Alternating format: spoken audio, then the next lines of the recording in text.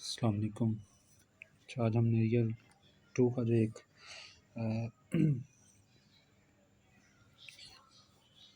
अस्सलाम वालेकुम। हमने जो आज स्टार्ट करने लगे वो इन्फिनिट सीरीज़ है, रियल टू है। इसमें हम टेस्ट देखेंगे, टेस्ट ठीक है। वो हमने ये कैलकुलस में भी पढ़े हैं। तो सबसे पहले देखने कि इनफाइनाइट सीरीज़ क्या होती है। सबसे पहले हमें पता होना चाहिए कि इनफाइन जो हमारे पास सीक्वेंस है वो क्या है। फिर इनफाइनाइट सीक्वेंस देखेंगे, फाइनाइट सीक्वेंस क्या होता है, और उसके बाद हम सीरीज़ पे चले जाएंगे, ठीक है। तो सबसे पहले अगर हम बात करें सीक्वेंस की, तो जो सीक्वेंस के लिए हमें कह रहे हैं हमारे पास एक नॉन एम्प्टी सेट होना चाहिए। सबसे पहली बात है ये। और जो असल में सीक्वेंस है वो हमारे पास फंक्शन है जिसकी जो डोमेन है होती है वो नेचुरल नंबर होती है, और जो रेंज होती है वो कोई भी सेट हो सकता है। जिस तरह हमने कॉम्प्लेक्स में भी देखा था, उसमें हमारे पास जो रेंज थी वो कॉम्प्लेक्स नंबर था, और ये जो एक्स था मतलब जो सेट था। और क्योंकि हम रियल एनालिसिस में बात कर रहे हैं तो यहाँ पे रियल नंबर होगा। फिर whose domain is the set of natural number, जिसकी डोमेन नेचुरल नंबर होगी उसको हम कह देंगे इनफाइनाइट सीक्वेंस, ठीक है। मतलब जो इनफाइनाइट सीक्वेंस है वो एक फंक्शन है जो नेचुरल नंबर से किसी दूसरे सेट में जा रहा है, और वो सेट जो है वो नॉन एम्प्टी है, ठीक है, मतलब वो खाली नहीं है। तो ऐसे इस फंक्शन को हम क्या कहेंगे, इनफाइनाइट सीक्वेंस कहेंगे।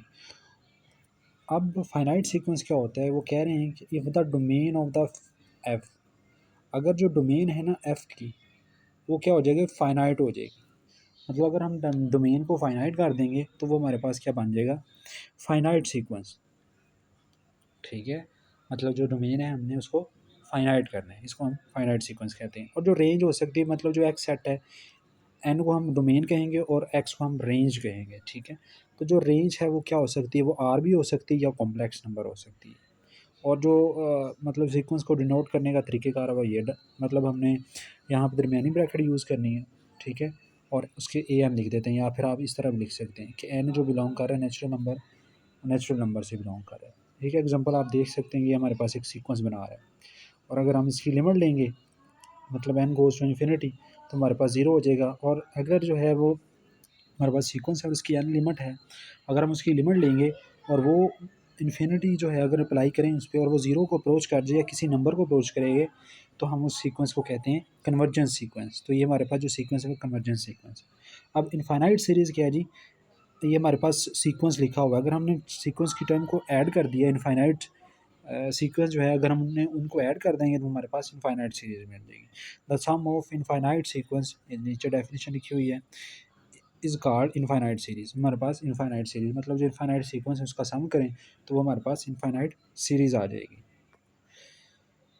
ओके, अब सीरीज़ को लिखने का तरीक़ेकार ये है कि आप जस्ट समेशन लगाएं और इस तरह लिख सकते हैं, या आप जस्ट आप इस तरह भी या इस तरह, मतलब ये 3 तरीक़ेकार है। और ए एन जो है यहाँ पे वो कह रहा था जी is called nth term of the series, मतलब वो n टर्म है सीरीज़ की। जिस तरह हमने सीक्वेंस में बात की थी, जो ए एन होता है वो मतलब nth टर्म को हम कह रहे होते हैं।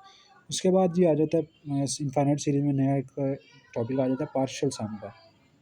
पार्शियल सम असल में क्या है कि इसको हम डिनोट करते हैं, S1 जो है वो A1 है, ठीक है, और S2 जो है वो पहली 2 टर्म को ऐड करना है। S1 जस्ट पहली टर्म है, S2 पहली 2 टर्म, S3 पहली 3 टर्म, और Sn पहली n टर्म्स को ऐड करना है। इसको हम कहते हैं पार्शियल सम, और इसको S डिनोट करते हैं। और पहली टर्म के लिए तो S1 है, S2 और Sn जो है वो n टर्म के लिए।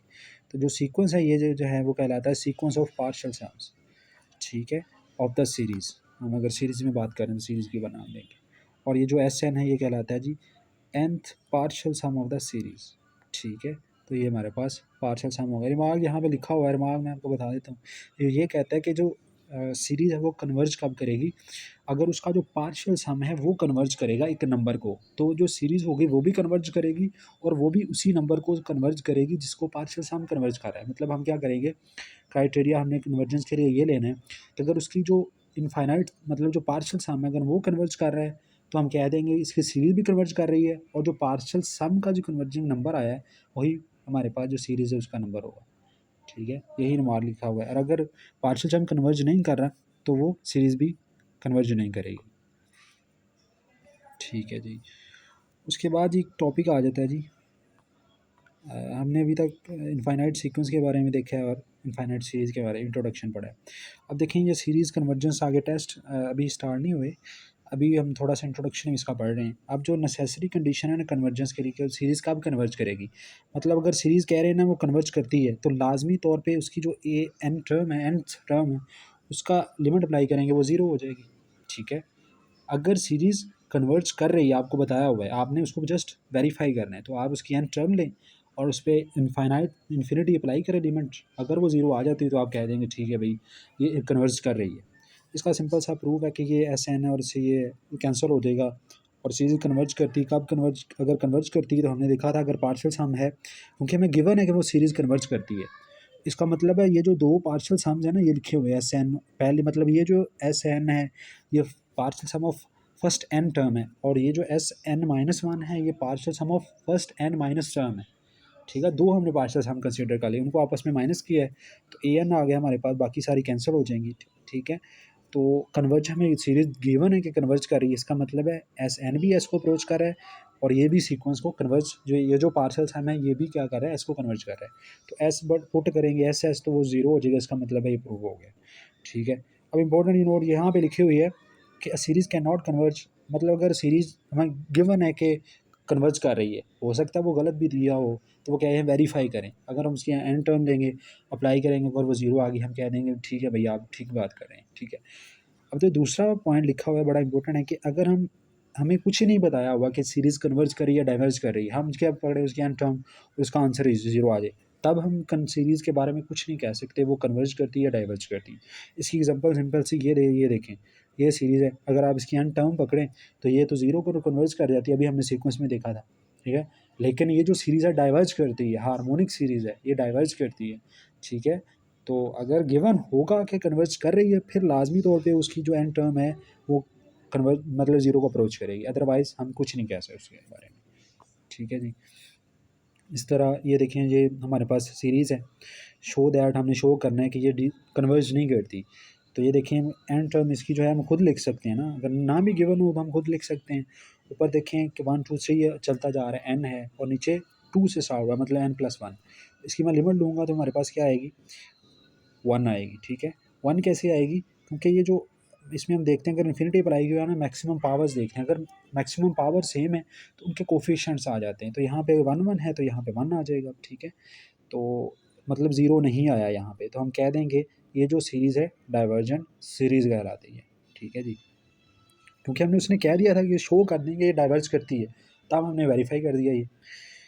ठीक है, उसके बाद एक कॉची प्रिंसिपल आ जाता है जी कन्वर्जेंस ऑफ सीरीज़ के लिए। तो इसके लिए ये है कि हमारे पास एक सीरीज़ कन्वर्ज करेगी तब करेगी if and only if her epsilon के लिए हमें एक पॉजिटिव इंटीजर ऐसा मिल जाएगा कि वो ये कंडीशन को सेटिस्फाई करेगा, ये वाली कंडीशन।